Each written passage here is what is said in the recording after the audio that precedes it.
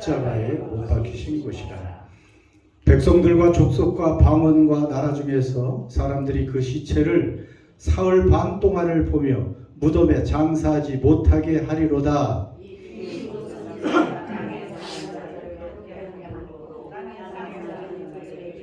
즐거워하고 기뻐하여 서로 예물을 보내리라 하더라. 3일 반 후에 하나님께로부터 생기가 그들 속에 들어가매 그들이 발로 일어서니 구경하는 자들이 크게 두려워하더라. 큰 음성이 있어 이리로 올라오라 함을 그들이 듣고 구름을 타고 하늘로 올라가니 그들의 원수들도 구경하더라. 그때 큰 지진이 나서 성 10분의 1이 무너지고 지진에 죽은 사람이 7천이라. 그 남은 자들이 두려워하여 영광을 하늘의 하나님께 돌리더라. 지나갔으니 보라 셋째 화가 속히 이르는도다. 아멘.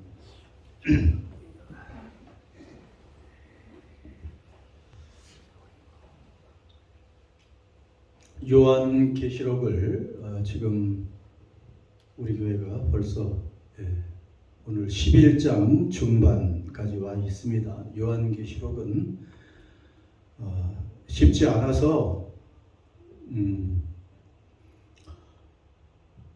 요한계시록을 잘못 해석하면 이단에 빠지기도 하고, 이단들이 제일 선호하는 것이 요한계시록이기 때문에 많이 다루질 않고요. 이게 정통 신학과 성경 전체의 맥락에서 이 요한계시록을 해석하지 않으면, 잘못하면 이게 3000% 빠지는 거예요.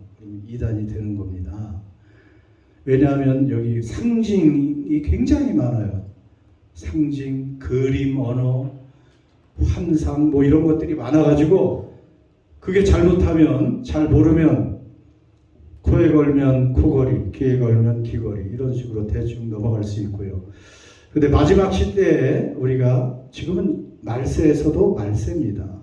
꽤 오래전에 그 말을 썼는데 종말의 시간을 우리가 보내고 있다고 했잖아요. 그 말세라고 하잖아요. 마지막 때, 그 중에도 마지막 때예요.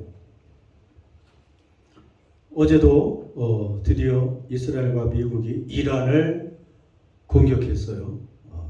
참 혹시 안 할 줄 알았는데 결국은 굉장히 큰 나라인데 이란이 공격을 했고, 그리고 이란이 지금까지 미사일이 굉장히 많습니다. 이란이 미사일을 굉장히 많이 준비하고 있었고, 만일 미국이 공격하면 그 중동에 있는 미군 기지들을 자기들이 다 공격하겠다고 해서 어제 2군데를 공격을 해버렸어요.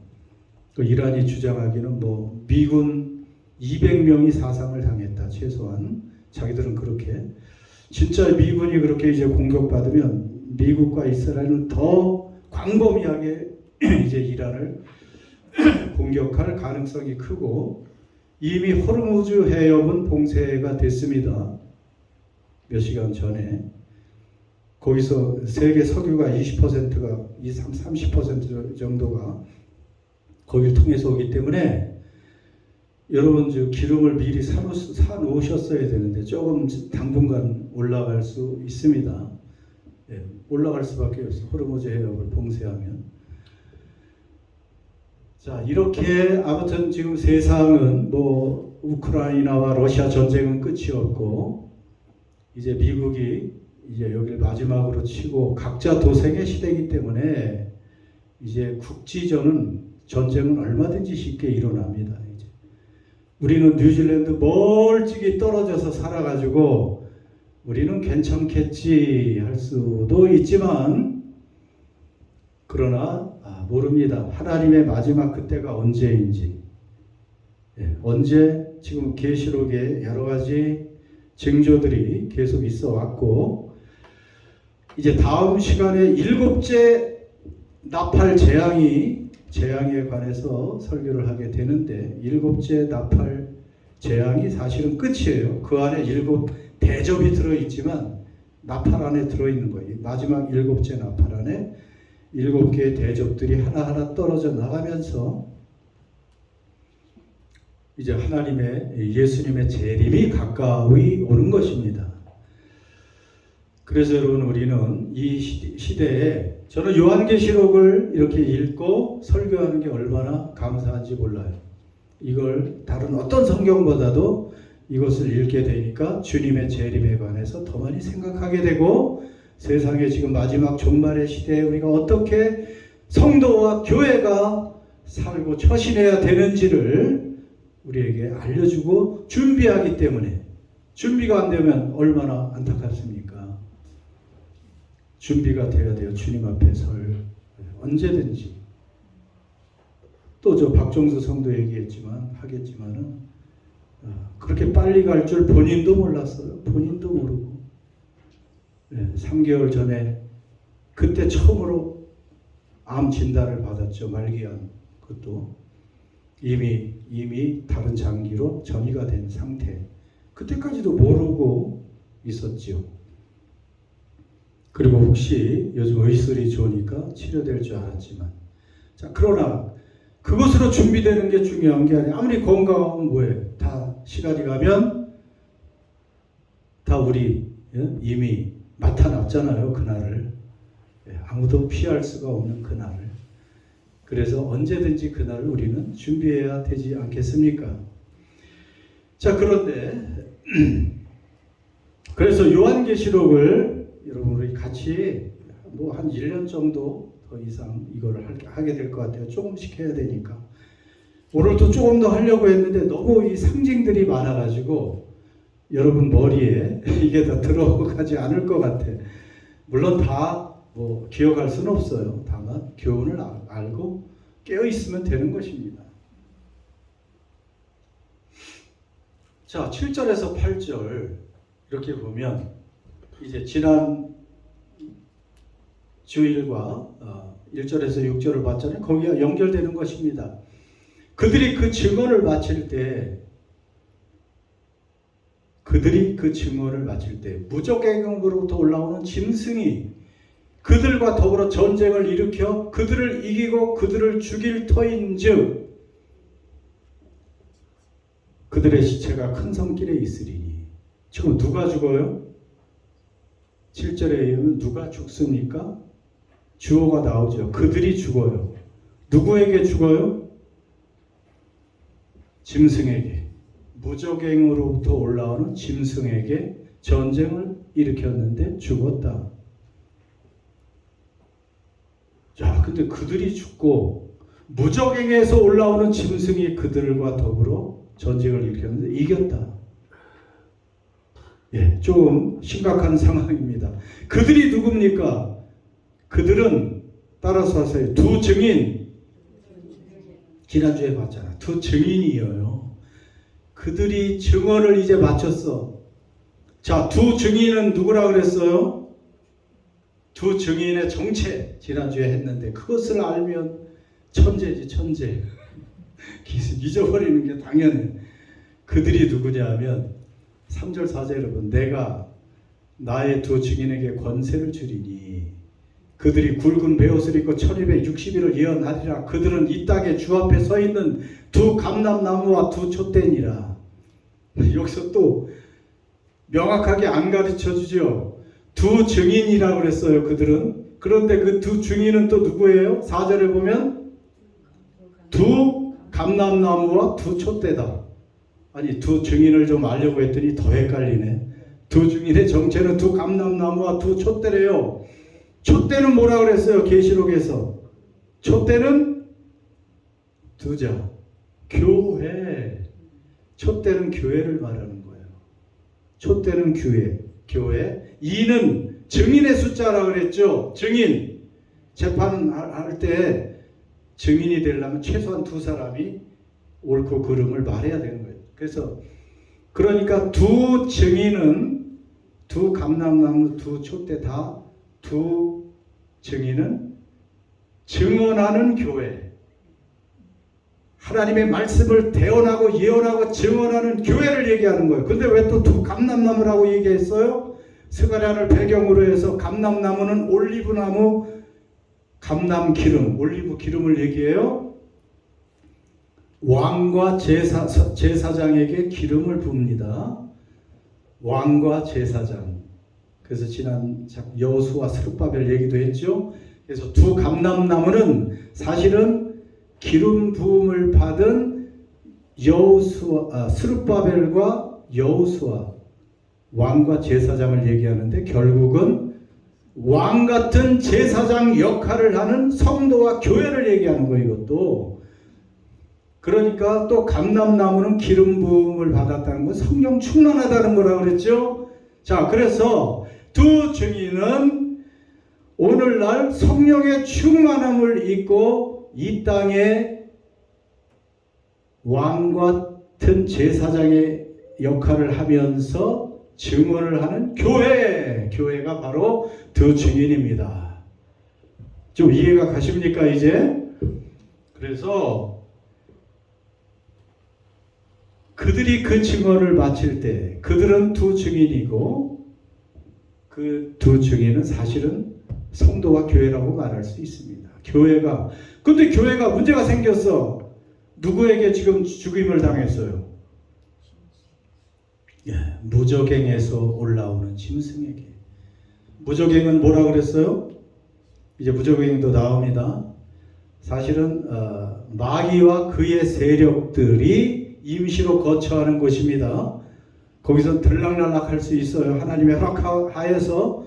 근데 마지막에 예수님이 재림할 때는 무저갱이 없고 뭐가 생겨요? 이제 마지막에는 무저갱 대신 악한 마귀의 세력과 믿지 않는 불신자들이 가는 지옥을 한번 들어가면 나올 수 없어요. 문이 닫히는 곳이죠. 근데 무저갱은 임시 처소예요. 악한 원수들이. 제가 생각하기에 예수 믿지 않고 죽은 사람들의 혼이 거기로 갈 것 같아요. 임시로. 예수 믿고 성도가 돼서 이 땅에서 예수님 오시기 전에 죽은 사람들은 낙원에 있습니다. 하나님 품 안에서. 이미 말로 다 할 수 없는 행복을 누리며 온전한 부활은 아니기 때문에 낙원에 임시로 있지만, 예수님이 다시 오실 때 그 모든 성도의 최고의 소망이잖아. 그날에 이제 천국과 심판이 있고 천국과 지옥이 되고, 낙원에 있던 사람들이 영광스러운 몸을 입고, 영광스러운 몸을, 구체적인 이 몸을 입고 늙지도 않고 병도 없고 죄도 안 짓고 영원히 살 수 있는 그 몸을 입고 부활하게 되는 것입니다. 그런데 지금 여기는 무저갱으로부터 올라오는 짐승이라고 했잖아요. 그러니까 사탄과 마귀의 세력이 임시로 거하는 장소에서 짐승이 올라왔으니까, 짐승은 이제 처음으로 여기 등장하는데 앞으로 요한계시록에 짐승 얘기가 쭉 나옵니다. 666도 짐승의 숫자라고 그랬죠. 유명하죠. 그것도 짐승.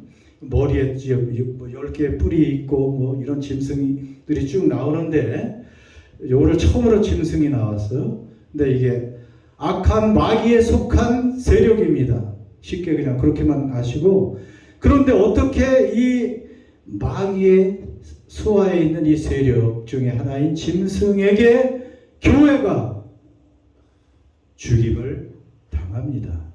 이게 말이 돼요? 그런데 성경은 지금 그렇게 기록되어 있습니다. 짐승이 그들을 이기고 그들을 죽일 것이다. 그들의 지체가 큰 성길에 있을 것이다. 이렇게 말씀하고 있습니다. 그럼 교회 공동체가 그때면 다 죽는 것인가? 여러분, 이 두 증인의 죽음이라는 것 때문에 교회가 완전히 죽는다는 의미는 아닙니다. 교회가 역사적으로 볼 때 아주 심한 박해를 받을 때가 많았어요. 뭐 조선시대도 얼마나 많은 박해를 받았어요. 특히 로마 시대 네로 황제라든지 도미시안 황제 때는 막 교회가 끔찍하게 잔멸을 당하고 박해를 당했어요. 그때도 교회가 죽은 것처럼 다 땅속으로 스며들었어요. 지금도 여러분 로마 관광 가면 카타콤이라고 지하 무덤이 있는데, 교회가 그곳에서 400년을, 성도들이 400년을 정부의 그 로마의 군인과 박해를 피해서 잡히면 죽으니까 잡히면 바로 십자가형을 당합니다. 남녀노소 뭐 어린애 다 할 것 없이 로마 군인에게 체포되는. 그러니까 지하 무덤에 다 들어가 있었어요. 지금도 가면 뭐 수백 킬로가 있어요. 바로 로마 시내 밑에 카타콤베라고. 그걸 다 이으면 수백 킬로예요. 언제 한번 여기 같이 가실 분이 계실지 모르겠네. 거기 가면 은혜가 돼. 그냥 거기 가 있으면 은혜가 돼. 여기서 400년 동안 신앙을 지키기 위해서 이 어두운 곳에서 사람들이 하나님께 예배드리고 신앙을 지켰구나. 교회가 죽은 것 같죠. 그러나 교회는 다시 살아나서 오히려 로마를 이겼어요. 네, 교회는 이렇게 잠시 죽임을 당하고 갔지만 영원히 죽는 것이 아니고 다시 언제나 부활합니다. 자, 그런데 조금 더 봅시다.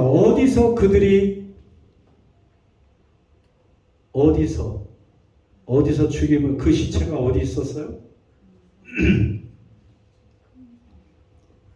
그들이 시체를 큰 성 길에 있으니 성 길에다 던져버렸어, 시체를. 그 성은, 그런데 그 성의 이름이 뭐예요? 그 시티, 도시의 이름이 소돔이라고도 하고 애굽이라고도 하니, 영적으로 하면 이렇게 말하잖아요. 진짜 소돔이 아니에요. 소돔은 구약시대 오래전 얘기잖아요. 소돔하면 소돔과 고모라, 왜 하나님이 유황과 불을 막 비같이 내려서 멸망시켰어요? 아주 성적으로 타락하고 죄악이 가득 찬 도시의 대명사가 소돔이에요. 소돔 같다 그러면 아주 타락한 도시잖아요. 그리고 애굽 무엇이 유명해? 애굽엔 누가 있었어요? 애굽의 이스라엘 백성들이 노예살이 했잖아요. 거기 바로 왕과 애굽은 하나님의 백성을 박해하는 그 장소, 나라를 상징하는 거예요. 그런데 곧 그들의 주께서, 교회 우리 주님께서 십자가에 못 박히신 곳이 어디예요? 어디서 예수님이 십자가에 못 박히셨어요? 이스라엘 어디, 도시는 어디요? 예루살렘. 이스라엘, 거기서 예수님이 거기서 33년 공생에 마치고 체포되셔서 거기서 골고다 언덕에서, 그 예루살렘, 이스라엘 예루살렘이에요. 근데 주님께서 십자가에 못 박히신 곳이라고 하면서 증인 교회가 거기에서 죽임 당하고 버려졌는데 소돔이라고 하고 애굽이라고도 한다. 그러니까 영적인 상징적인 해석이죠. 예수님도 이 세상에서 박해받고 죄악이 가득 찬 세상에서 죽임을 당했는데 교회도 똑같이 그곳에서 죽임을 당한다는 거예요. 그 참 뒷말이 의미가 있어요. 그들의 주님께서 십자가에 못 박히시는 곳이라. 거기서 죽임을 당했다는 거예요. 그러니까 여러분 그 의미는요, 교회, 증인은 교회라 그랬잖아요. 두 증인. 그들은 증언을 마칠 때까지 누구의 발자취를 따라간 거예요? 예수님의 발자취를 따라간 거예요. 여러분, 참된 성도와 참된 교회는 이 땅에서 예수님의 발자취를 따라가야 그게 진짜 교회인 거예요. 그런데 예수님도 이 세상에서 박해를 받고 죽임을 당하셨습니다. 여러분, 힘이 없어서 죽임을 당하신 것이 아니에요. 예수님이. 교회가 힘이 없어서 하나님이 무기력해서 안 지켜주셔서 박해를 당하고 죽임을 당한 게 아니에요. 어둠의 세력에 잠시 무너진 것이 아닙니다. 하나님이 허락하셨고 예수님의 가신 길을 걸었고, 그리고 더 중요한 것은 7절 초반부에 언제 죽임을 당했어요? 증언을 마칠 때쯤에 그런 거예요. 증언을 마칠 때. 그러니까 일을 다 했어요? 안 했어요? 일을 다 했지요. 사명이 다 완수되니까 그때 하나님이 부르신 거예요. 사명을 다 완수하면 하나님이 부르십니다. 여러분, 괜히 아무 때나 다 죽고 싶다 그러지 마세요. 그거는 연세 드시면 그런 분들이 가끔 있는데, 사명이 완수된, 할 일을 다 한 사람이 그 말할 자격이 있는 거지. 주님을 위해서 얼마나 많은 일을 했다고 나 지금 데려가 달라고 그렇게 말을 하겠어요? 사명을 각 시대마다 각각 처한 그 상황에서 개인 성도나 교회가 할 사명이 있습니다. 그 사명을 마칠 때쯤에는 죽임을 당할 수 있어요. 그 사명은 왜냐하면 주님이 하신 그 일을 하는 거니까, 주님이 가신 길을 가는 거니까. 여러분, 그래서 우리는 이 땅에서 이렇게 할 일이 있기 때문에 살아있다는 것을 우리가 기억할 수 있습니다. 그래서 그 일을 찾아서 하는 사람이 복된 줄 믿습니다. 자, 근데 안타깝게도 그 두 증인의 죽음을 세상은 어떻게 해요? 슬퍼해요? 기뻐해요? 백성들과 족속과 방언과 나라 중에서 사람들이 그 시체를 사흘 반 동안을 보며 무덤에 장사하지 못하게 하리로다. 장사 못 지내게 합니다. 사흘 반 동안, 3일 반을 얘기해요.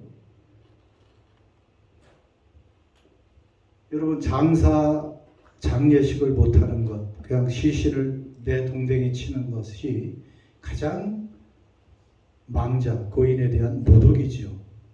그렇게까지 지금 교회가 모독을 당하기도 한다는 것입니다. 그렇게 모독을 당해요.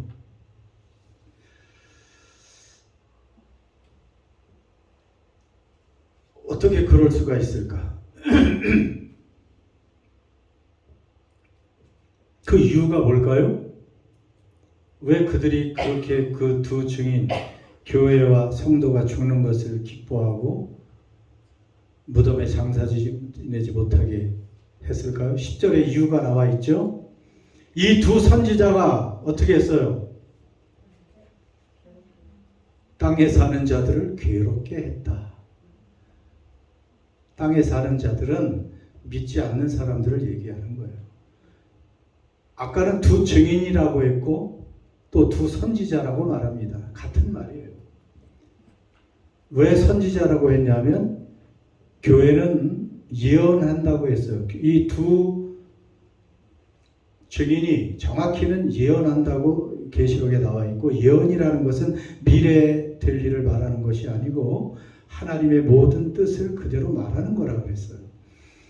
그러니까 가장 핵심적으로 말하면 그 예언과 하나님의 말씀, 선지자의 사역은 죄인들에게 가서 죄를 지적하고 당신이 죄를 회개하지 않으면 하나님의 심판을 받을 것입니다. 이게 예언이에요, 사실은. 이렇게 말하니 안 믿는 사람들이 좋아요, 안 좋아요? 예. 그래도 양심은, 일말의 양심은 있어서 죄를 지적하고 회개하고 믿고 구원을 받으십시오. 아니면 당신들은 영원한 형벌과 심판을 받습니다. 이게 복음이에요. 이것을 전하니까 안 믿는 사람은 괴로운 거예요. 이게 육신이 괴로워서가 아니에요. 영적으로, 심적으로 고통스러운 거예요. 그러니까 선지자가 죽을 때 땅에 사는 자들, 예수님을 믿지 않는, 하나님을 믿지 않는 불신자들이 즐거워하고 기뻐하며 선물까지 보낸대, 서로. 야, 그 정도로 얼마나 괴로웠으면. 여러분 좀 주변에 가서 괴롭히고 있나요? 안 괴롭히죠? 교회가 할 일이 그거예요. 우리가 진짜 예수님을 믿어야 구원받고 영원한 형벌과 저주와 지옥에서 구원받는 것, 그것을 믿는다면 하나님을 모르고 예수님을 모르는 그 사람들에게, 복음을 모르는 사람들에게 그걸 전해줘야 돼요. 지금 이 땅에서 아무리 건강하고 아무리 잘 나가고 아무리 돈이 많고 아무리 권세가 있어도 그거 몇 년 지나갑니까? 몇 년 안 지나가요. 그런 것들이 다. 그래서 우리는 이 복음을 전해야 된다는 것입니다. 그렇게 하다 보면 세상은 미워해요, 사실은. 아, 예수님을 영접한 사람들이야 감사합니다.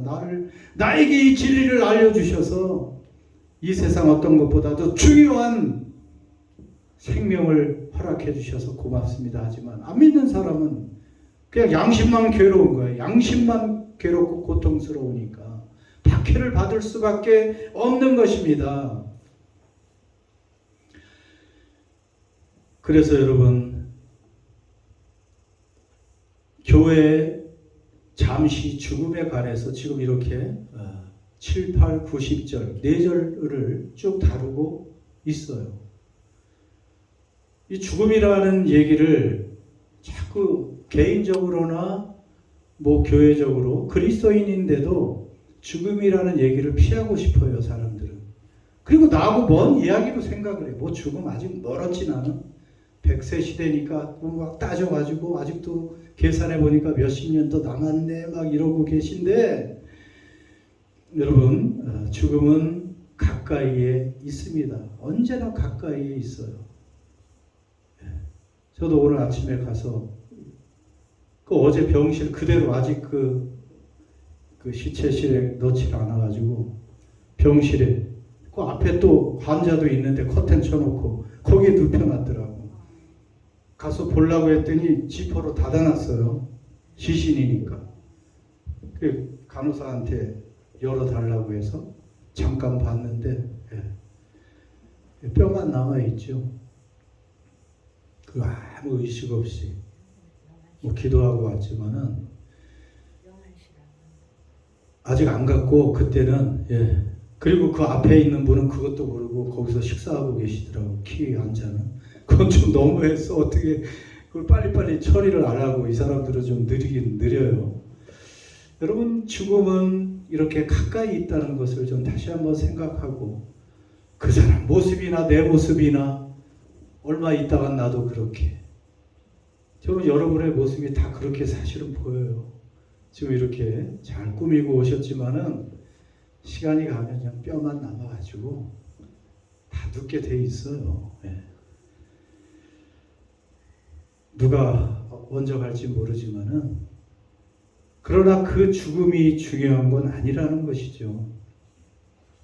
지금 내가 준비하고 있느냐, 내가 영광스러운 죽음을 죽을 준비가 되어 있는가, 그게 중요하다고 했잖아요. 오래 산다고 잘 사는 거 아니에요. 그거는 오래 산다고 잘 사는 거 아닙니다. 마지막에 어떻게 확신을 가지고 하나님 앞에서 정말 찬송하며 행복하게 주변 사람들에게 이 복음을 증언하면서 그렇게 갈 수 있다면 그보다 행복할 게 뭐가 있겠습니까? 그래서 기왕이면 하나님께서 한 사람 한 사람, 천하보다 귀해요. 여러분은 나는 아무것도 아니라고 할 사람 아무도 없습니다. 하나님 보시기에 다 귀한 영혼들이에요. 근데 하나님이 그냥 보내지 않았어요. 왜 인간으로 이 땅에 보내시고 예수를 믿게 하셨고 하나님의 자녀 되게 하셨는가? 여러분만 가지고 있는 재주가 다 있어요. 달란트가 있어요. 그것을 가지고 하나님께 영광 돌리는 사명을 다 하라는 의미입니다. 그거 다 하면 하나님 앞에 갈 준비하는 거죠. 우리 안옥자 집사님은 또 춤도 잘 추시고 그러니까 그걸로 어떻게 하나님께 찬양할 때 댄스를 좀 하실까? 우리가 가진 달란트로 하나님께 영광 돌리는 거야. 달란트로. 그걸로 내가 가진 것, 여기 좀 재벌이 있었으면 그냥 물질로 하나님께 영광을 돌리고, 그러고 하나님이 다 주신 거지 가지고 가지 못하잖아. 이 지금 간 박종수 성도가 제일 안타까워하는 게 그거더라고. 저하고 한참 이제 좀 건강할 때 얘기할 때 자기가 돈을 조금 모으려고 10년 동안 먹지도 못하고 쓰지도 못하고, 그래서 몇만 불 모은 것 같아요. 그건 이제 법적으로 다 그쪽으로 귀속되겠지만은 자기가 그렇게 파이를 좋아하는데 그 마타카나에 그렇게 파이를 잘하는 집이 있는데 돈을 아끼려고 그거 못 먹은 거 그걸 나한테 얘기를 해. 그걸 좀 먹을 걸. 그 뭐야 그냥 거의 한 달은 물만 간신히 삼키고 그러다가 여러분 드실 수 있을 때 많이 드시기 바랍니다. 맛있게 하나님께 감사하면서 그것도 은혜요. 맛있게 드세요. 그리고 쓰세요. 그냥 그 뭐 좀 남길 관계도 없어. 맛있는 거 다 드시고 좋은 일 쓰시고 그 친구 그게 자기도 안타깝대. 그래서 나오면 혹시 하나님이 칠해주면 저하고 좀 여기저기 맛있는 데 가서 먹자고 그렇게까지 했는데 그 약속은 지키지. 그럼 이미 늦은 거예요. 아무튼 우리가 사명을 잘 감당해야 된다는 말씀입니다. 시간이 많이 갔어. 다음 주에 사실은 교회는 부활한다는 거 11절에 나오고요. 근데 시간이 지금 꽤 갔죠. 그래서 오늘 여기까지만 할게요. 3일 후에 생기가 들어갑니다. 너무 감사하게. 그 다음에 구름을 타고 하늘로 올라갑니다. 이 놀라운 복음이 우리에게 계속 열려 있습니다. 오늘은 그럼 여기까지만 해서 마지막에 우리가 하나님이 우리에게만 주신 그 아름다운 사명을 잘 감당하고 늘 하나님 앞에 설 준비하는 저희들과 은혜 나누게 되기를 축원합니다. 기도하겠습니다. 여러분들을 감고 한번 기도해 보세요. 기도합시다. 요한계시록 우리가 본 말씀, 교회의 운명, 우리 자신들의 운명을 보여주는 말씀입니다. 우리를 이 세상에 남게 해준 이유는 우리를 통해서 이 복된 소식이, 예수님의 소식이, 하나님의 이 계획들이 인간의 운명이 무엇인가를 우리를 통해서 알려지기를 원해서 그러는 거예요. 우리가 가진 달란트를 통해서 그것을 행하는 자신이 되어야 되고 교회가 되어야 되는 것입니다. 때로는 교회가 미움도 당하고 박해를 당하고 죽임을 당하는 것 같아도 하나님은 다시 일으키십니다. 다시 살리십니다. 영광의 부활을 우리에게 주십니다. 그리고 한 번 죽는 것 사람에게 정한 것이고 그 후에 심판이 있으리라. 이 말씀 이제 우리가 대비해야 됩니다. 내일이라도 우리는 어떤 일이 있을지 밤새 안녕하냐고 우리는 물을 수밖에 없는 그런 세상을 살고 있고 또 그러한 세월을 우리가 지나고 있습니다. 오늘이라도 하나님 앞에 떳떳이 설 수 있을지 여러분 그 기준에서 우리가 행동해야 되고 말해야 되고 계획을 세워야 되고 일해야 됩니다. 주여 내가 그러한 삶을 살게 해주십시오. 여러분의 입술 한 번 더 고백합니다. 하나님 아버지 우리를 불쌍히 여기소서.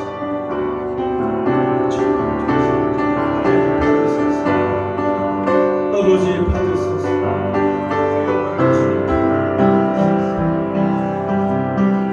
주님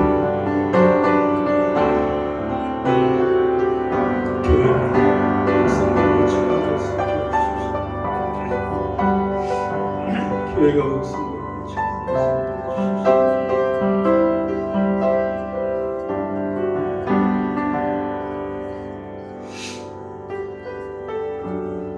하나님 이 땅에 우리는 우리의 의지로 온 사람도 없고 우리의 계획대로 갈 사람도 없고 하나님이 보내셨고 하나님의 때가 되면 우리를 불러가실 줄 믿습니다. 하나님으로부터 와서 하나님으로 가는 우리 인생 이 가운데 예수 그리스도를 알게 하시고 그 이름 불러서 구원받고 하나님 자녀되고 영원한 나라를 상속받는 복된 인생들 되게 해주시니 감사합니다. 이제 허락해 주신 남은 생 동안 이 땅에서 두 증인, 두 예언자 같은 왕 같은 제사장으로 우리에게 주시고 맡기신 사명 잘 감당하다가 하나님 품에 기쁨으로 안길 수 있는 우리 모두와 교회가 되게 하여 주시옵소서. 예수님의 이름으로 기도드립니다. 다 일어나셔서 마지막 찬양 다시 한번 주 하나님 독생자 예수 날 위하여 나 위해서 오셨습니다. 오시어 내 모든 죄 용서해 주셨습니다.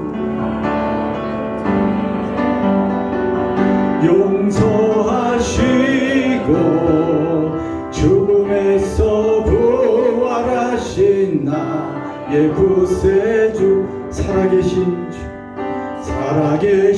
주 나의 참된 소망 걱정 근심 전혀 없네. 사랑의 좋네 갈 길 인도하니 내 모든 삶의 기쁨 늘 충만하네.